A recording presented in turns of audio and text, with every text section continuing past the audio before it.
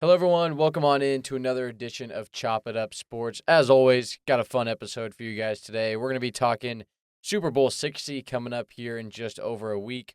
Bill Belichick getting snubbed from the Pro Football Hall of Fame. We'll dive into that. Along with Giannis Antetokounmpo, the Greek freak looking to get out of Milwaukee. Will it be before the trade deadline on February 5th, or will he have to wait till the summertime? Time will tell. We're going to kick it off with the Super Bowl. Hunter, two teams that at the beginning of the season, neither one of us would have expected would be here meeting off in Santa Clara. It's the Patriots and the Seahawks. Both teams got here in two very different conference championship games. Seattle won a shootout. Patriots won an ugly one, and that's kind of representative of both teams' styles a little bit. I think if the Patriots want to win this game, it's going to have to be ugly. I have a lot of thoughts on how I think this game will go, but I'll let you start first. Yeah, both teams are red hot. The Patriots won 16 of the last 17. Seahawks winning 13 of the last 14. And I think it will be sort of a clash of two opposites. The Patriots have the second highest scoring offense in the league, while Seattle's defense ranks number one, or maybe not number one in scoring, but either way, their defense is elite. They put a lot of pressure on the QB with only four pass rushers, allowing them to drop 7 in the secondary. They play great pass defense as well, although Matthew Stafford did perform well last week and has performed well against them all year. And obviously Drake May has been performing at an elite level all year. So we'll just have to see. I think, like I said, it's going to be the will of an opposing offense versus a very strong defense, and it's going to be a super exciting matchup. Let's start with the Patriots offense versus Seattle's defense because both units very young on this side of the ball. For the Patriots, you have a second-year quarterback, relatively young receiving core. Even in the backfield, you got Travion Henderson back there with Ramondre Stevenson. Pop Douglas is young. Kayshon Boutte hasn't been in the league for a long time. But neither has this Seattle secondary. Now, they are elite. But like I said, neither team really been in this position before. I'm excited to see the battle up front. We're going to have Leonard Williams facing off against Will Campbell. And Will Campbell's going to face a number of those Seahawks pass rushers. He's going to have to hold his own if the Patriots want any chance to win this game because this offense hasn't been great. They've been doing enough to win. And yes, they've played some elite defenses, but that's not going to stop in Santa Clara. And so I think in order for the Patriots to win, you have to give Drake time early on. He has to establish a rhythm in the first quarter because if he doesn't, and we're halfway into the second quarter and it's 17-3, 14-0 Seattle, you don't want to be playing from behind against this defense. And so if you give Drake time and he can use his legs and he can find Diggs and Boutte and kind of find his rhythm down the field because, like you said, this Patriots team, they lead the NFL in yards per passing attempt. They want to move the ball down the field through the air. But in order to do that, you have to give your quarterback time. And recently, whether it's the weather or just simply the defenses they're playing, they haven't been able to do that. So you have to establish Drake early often. That run game has to be able to support him. But I actually think, we talk about establishing the run early on. I would argue it's almost more important for the Patriots to establish the passing game early on so that they're not one-dimensional because the last thing you want to do is run the ball against the Seattle defense, one of the best rushing defenses in the league. Yeah, and I agree with what you said about staying on time because although the Patriots have faced some elite defenses over the last 3 weeks, I think all three ranked in the top 10 in scoring. Texans number 2, Broncos number 3. The difference between those teams that the Patriots faced in the previous 3 weeks in this Seattle Seahawks team is that their offense is also elite. Seattle put up 28 points per game throughout the year. And so if you get behind schedule against them, you're not going to get bailed out by your defense. The Seahawks are going to put up points, I expect. Obviously, this is the first time Sam Darnold has played in the Super Bowl, but he performed great last week against the Rams in the NFC Championship. I expect him to show up. The Seahawks are going to put up points, unlike the Broncos did last week. So the Patriots are also going to have to find a way, to cover some ground against this tough Seattle defense. I want to ask you about this because I think this is another really fun matchup to watch in this game. It's going to be Christian Gonzalez versus JSN. And I think whoever gets the better of the other gives their team a great shot to win because if JSN gets going early, that's going to open everything up for the likes of Cooper Kupp, A.J. Barner. They're going to be able to run the rock well with Kenneth Walker. But if Gonzo can get the best of him and it's holding JSN to 2 or 3 catches for minimum yards in the first half and you can kind of limit his playmaking in the second half, you're going to give your team a great chance to win, because if you can get Darnold in those third and long, obvious passing situations, as good as he's been, I trust this New England defense to make plays in predictable situations. Now, I think New England's also going to have to rush Darnold. You can't give him time to sit back there and throw like we saw last week against LA. When he gets rattled a little bit, that's where you can see him make those mistakes. But if New England rushes 4, they're probably not going to get to the passer. They're not great when they just rush 4. However, we've seen them, especially in this playoff run, be great with the blitzes, whether it's rushing 5, rushing 6, kind of letting their DBs do the work on the back end in man coverage. They've been pretty good. And so I'm curious which quarterback you trust more, because it's not going to be an easy task for either one of them. I definitely trust Drake May more.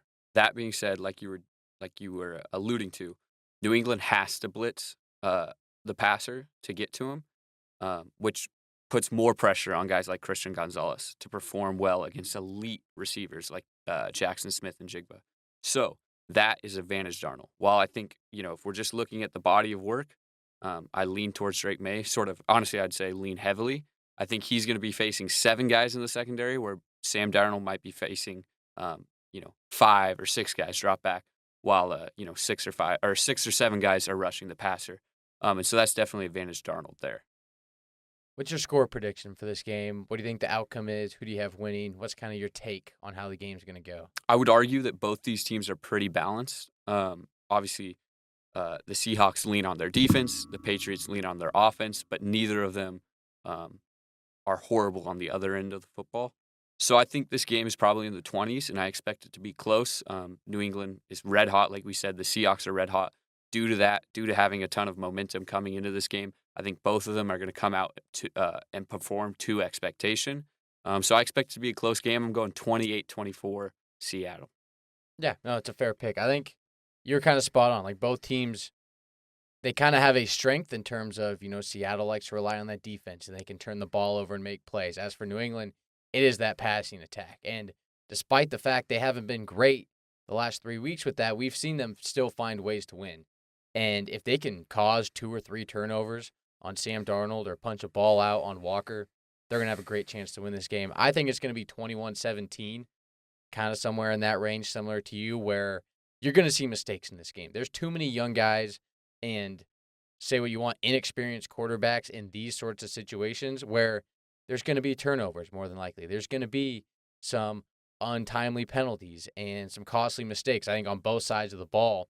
And for both teams, I like the Patriots in this one, because I think, the glamour of the Super Bowl and the hype and all that, as great as it is, nerves are real. And when you're a young player, those nerves, that's not something you can just avoid. And I think you are going to see those mistakes like I talked about, and that makes for an ugly game. And I think in this situation, an ugly game favors New England, because it's not a 35-31 track meet like we've seen between the Rams and Seattle, and it's not Seattle running away with it like we saw against San Francisco. And I think when you look at this New England team, especially in recent weeks, they've found ways to come out on top in just these gritty, grimy football games, and I think that favors the Patriots. Yeah, and I'd like to add on to something. You spoke about the nerves of the Super Bowl. Another thing worth noting is both these head coaches, while they've performed, they've exceeded expectations. They've been great. They should both be up for Coach of the Year candidates. Neither of them have been with their teams for a long time. They should be nervous too. We can't expect the best for them to come out necessarily with a red-hot game plan, right? This is their first time being there too. And so, like you said, I expect to see some mistakes throughout the game. I'm glad you brought that up. I'm curious what Vrabel's approach is this week, because he's won 3, lost 1. So it's not like he's never been to the Super Bowl as a coach, but he's been there as a player plenty of times.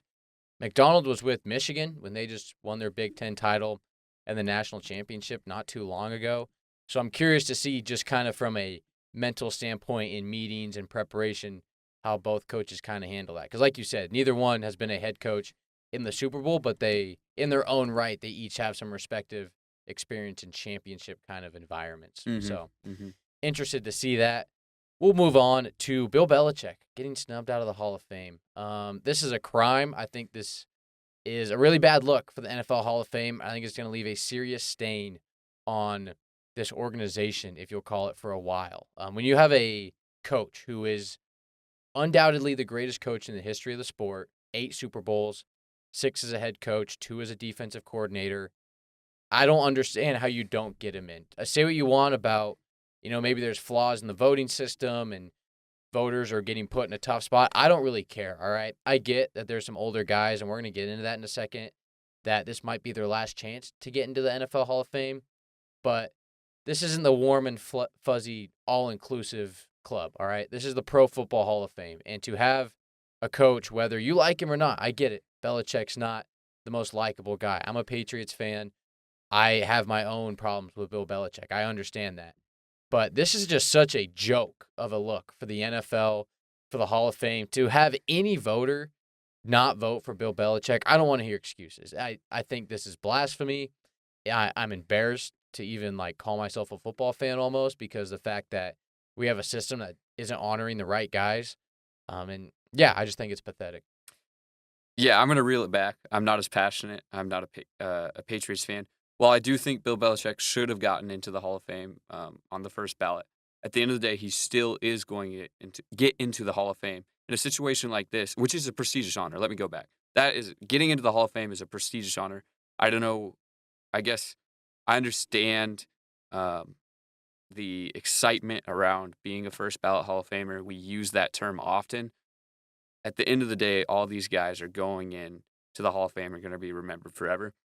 And to me, like you said, I think it's just an opportunity for the committee or whoever runs these things or decides how voting takes place to relook at it and reform some of the ways that we vote to get guys into the Hall of Fame. Because if you look at it, in my opinion, I do sort of agree that all 5 people on the ballot, the 4 others along with Bill Belichick, all 5 deserve to be in the Hall of Fame, in my opinion. And so trying to put myself in a voter's shoes, while I think if you were voting for the most deserving candidate, obviously Bill Belichick would have got my vote. That being said, I think the current system puts pressure on those voters to get guys in that they feel deserve to be in, rather than getting the top deserving person into the Hall of Fame when that ballot comes around. Because we look at those senior candidates, I think all 3 are pretty deserving of a Hall of Fame bid. And so while I wouldn't have done it, I do sort of understand the voters' perspective, feeling pressure okay, these guys deserve to be in a Hall of Fame. This is a once-in-a-lifetime opportunity for them. We got to get them in now, or else we may never be able to. I do sort of understand that perspective. Do I think Bill Belichick should be a first-ballot Hall of Famer? Absolutely. I just think this is an opportunity to reform the way we vote on these things. I don't think there should be a 5-person ballot that includes a coach, a contributor, and then 3 players. I think those should be separate categories. There should be different criteria to get in the Hall of Fame for each. It's just a different game. I mean, there's 22 players that start on the field and probably 30 to 40 that get in a game. Each game, there's 1 head coach.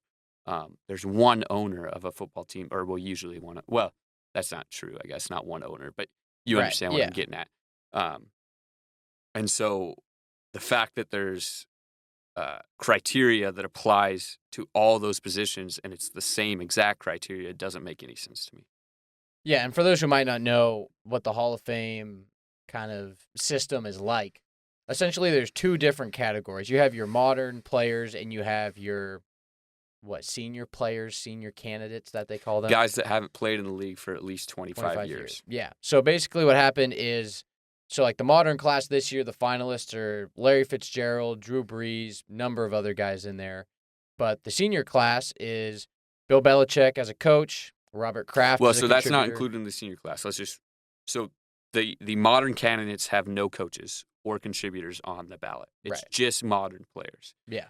The other ballot has the coach, contributor, 1 coach and candidate, 1 contributor, and then 3 senior players. So those are lumped into a single ballot. Yeah. The senior players this year included Roger Craig, Ken Anderson, and L.C. Greenwood. And no slight to those guys. They're great players. Roger Craig, first guy in NFL history to go over 1,000 yards rushing and 1,000 yards receiving in NFL history. Ken Anderson, I didn't watch him play, the numbers don't surprise me, or the numbers don't jump off the charts to me. He played from 71 to 86, but yeah, go ahead. Yeah, I mean, sorry to step on your toes here. I just think it's important that we maybe go through the a relatively detailed what's the word I'm looking for? Let's give you some stats on these guys, just so we can get on the same level playing field and understand why a voter might try to get these guys in when it might be their last chance. So LC Greenwood, defensive end for the Steelers, he's a 4-time Super Bowl champ, 6-time Pro Bowler, 2-time first team All Pro. He was an elite edge rusher for the time.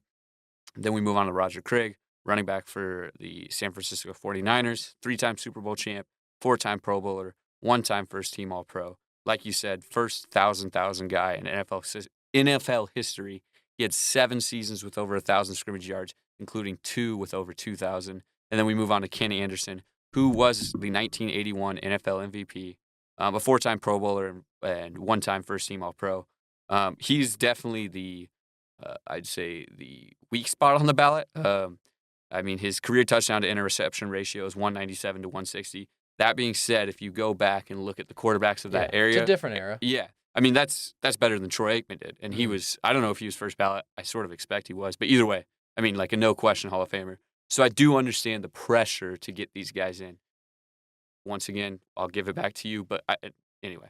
Yeah, no, I think you're absolutely right. Like, you have to honor these guys. It's no different than basketball. Like, the stats in 1970, you can't just throw those or apply those to today's game and look at it the same. Like, you're comparing apples to oranges. That being said, those 3 guys we named, all their stats, Belichick has more Super Bowls than 3 of those dudes combined. Yeah, just saying. Absolutely. So, I mean, it's tough, and like you said, Belichick's going to get in. I just think from a reputation standpoint, it's not great, and clearly it showed that there's a lot of flaws in the system. Like, I don't necessarily disagree that Roger Craig should get in. Like, I think he should. That's a super impressive feat. He has the stats. He has the accolades to back it up. But kind of what I went back to earlier, like, it's not the feel-good club. Like, if Belichick gets on the ballot, he should be in instantly.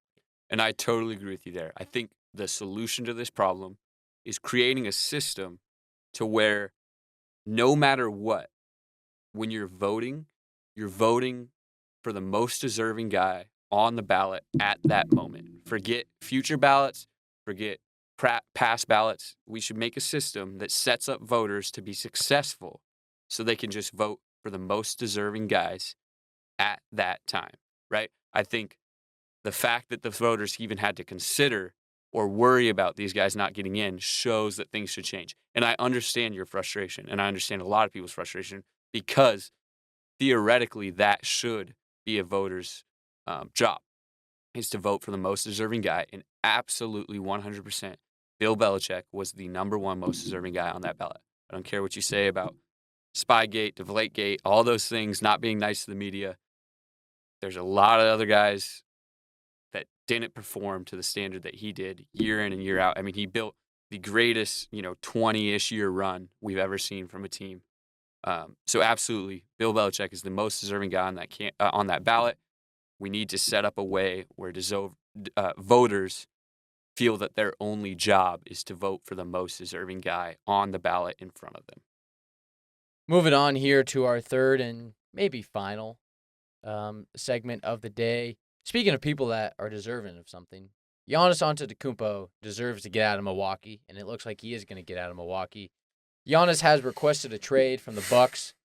A lot of suitors involved. It's never easy whenever a top 5 player in the NBA is on the market. It's not as simple as like, you don't just trade face for face unless you're Nico Harrison and a complete idiot. But it's going to take a lot for Giannis to get moved. The Bucks, I believe you have a list. They're looking for, your typical young guys, draft picks, flexible contracts, this, that, and the next. Kind of a similar approach to the Thunder a few years ago, and they moved off of Russ and PG. You're looking for young guys. You're looking for a wealth of draft picks so that you can build your future. The Bucks are the 5th oldest team in the NBA right now. That's what happens when you sign Miles Turner to big-time money. The Bucks need a move. Giannis needs a change. There's suitors include the Knicks, the Heat. There's some scuttlebutt about the Blazers in there as well. Basically just teams that have some talent that they can ship, some young guys that they're willing to get rid of, and obviously some draft picks. But what's kind of your assessment of the situation? Okay, truthfully, I don't completely understand cap space and draft trade. I A do lot my of people best. don't. It's Exactly. not easy to And understand. it seems like they change just about every other year. Yeah. So I do my best to understand those things. And so with my research, like you said, the Bucks are looking for draft equity, just like anybody who trades a superstar or movable money, right? Um, and so that limits the options for a lot of teams trying to trade for Giannis. So if we look at the Heat, they have 2 first-round picks to give up. They have a couple young players. The reason I bring up the Heat is they're one of the leading candidates according, to the outside world. And then if we look at Golden State, they have 4 first-round picks that they can trade.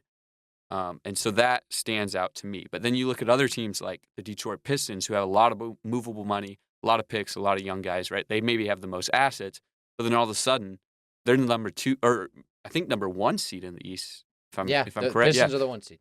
number 1 seed in the East. So it's like, I don't know. Do I want to blow up things right now and try to go for Giannis? So this is a very sticky situation for the Bucks. It's going to be very difficult for them to receive all that they're looking for. I mean, when you give up probably a top 3 player in the league, it's unlikely that you're going to get equal value back.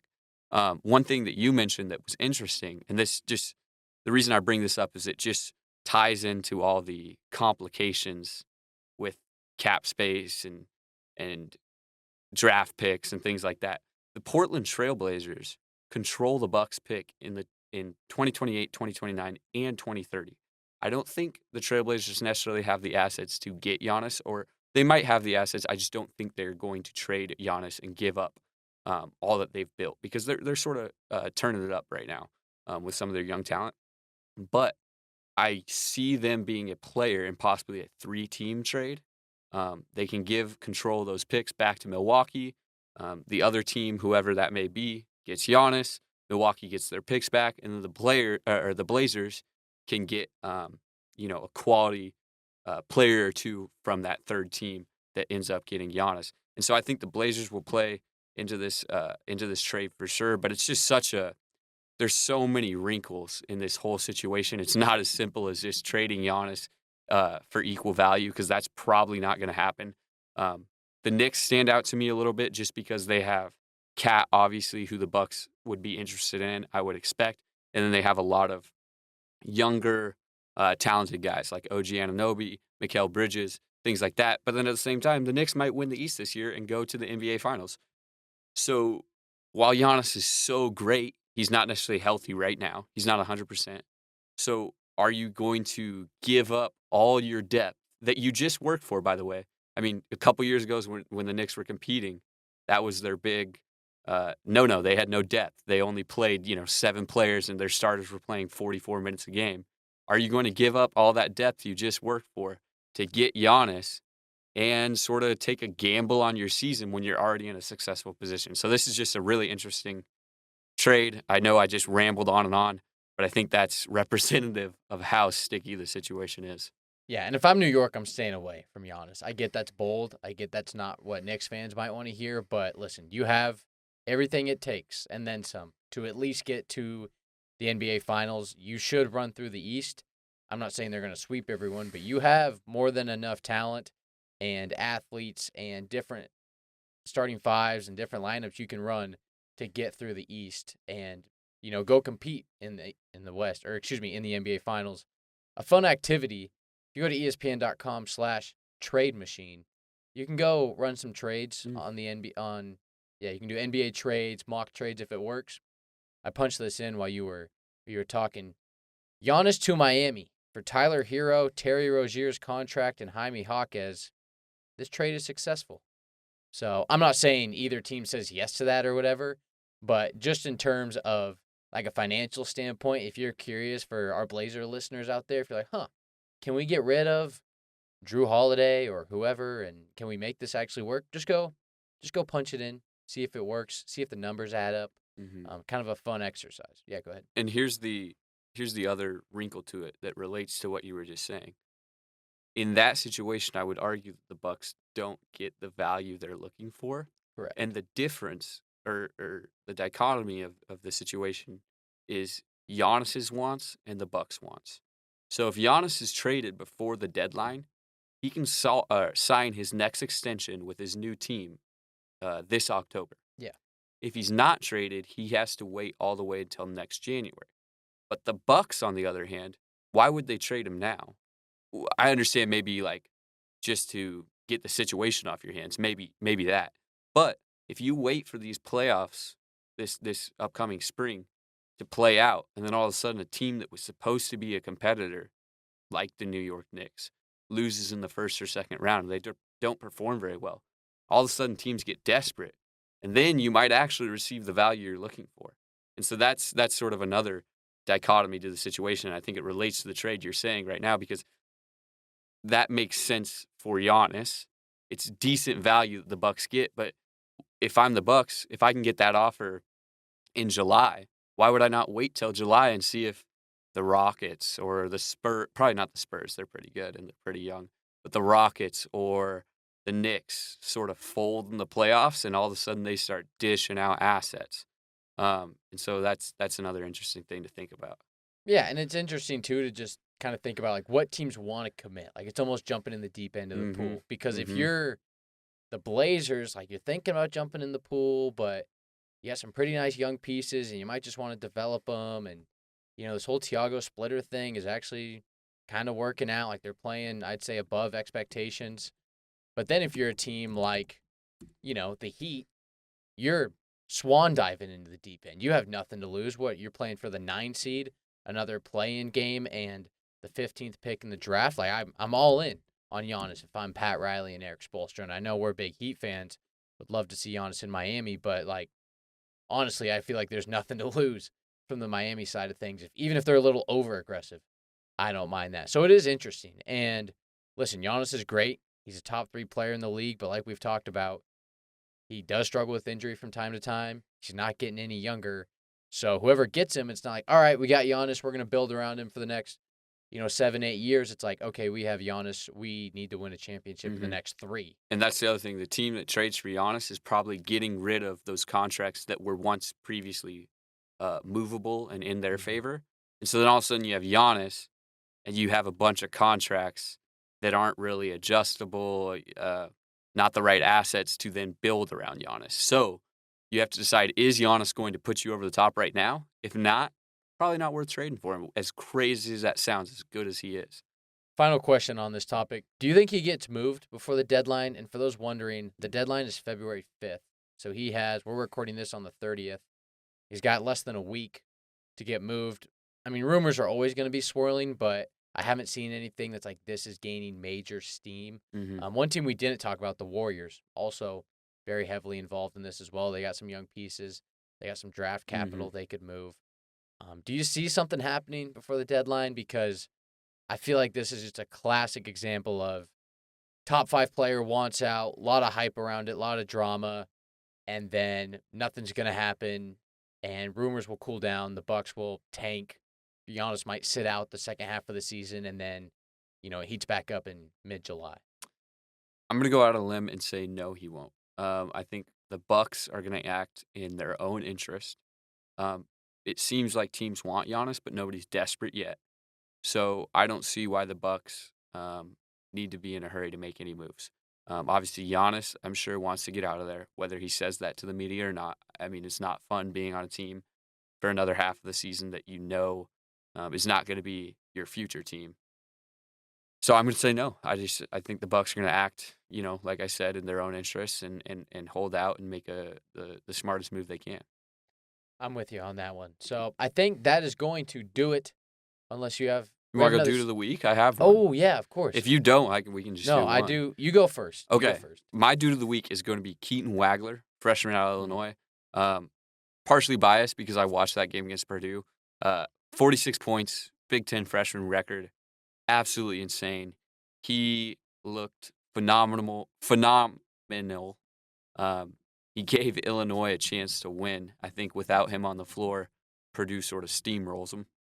And that was a pretty good pun there. That was good. That was good. Anyway, And then he follows it up against a pretty good Washington Husky team with 22 points, 7-13 from the field, 2 or 4 from the three-point line, and 6 of 9 from the free throw line. I just think this kid is balling as a freshman. There's a lot of great freshmen in college basketball this year.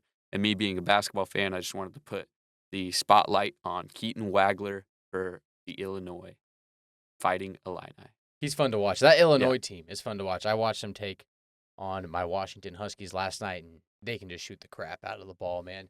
My dude of the week was just decided in the last 10 to 20 seconds. And this is a guy that no one listening to this has probably ever heard of. Leonard Taylor III. Remember the name. Leonard Taylor III is a practice squad guy. He's played on a number of different teams around the NFL. He tipped Will Lutz's kick last week in Denver. People don't. I think a lot of people don't realize that the kick was tipped. Kind of like the Cody Parkey situation, the double doink. It was 10-7, blizzard coming down in the second half. Broncos, this drive started on the New England 33. Broncos can't pick up a first down. It's a 45-yard attempt in a snow globe, essentially. And Leonard Taylor III gets a hand on this ball, deflects it, kick is no good.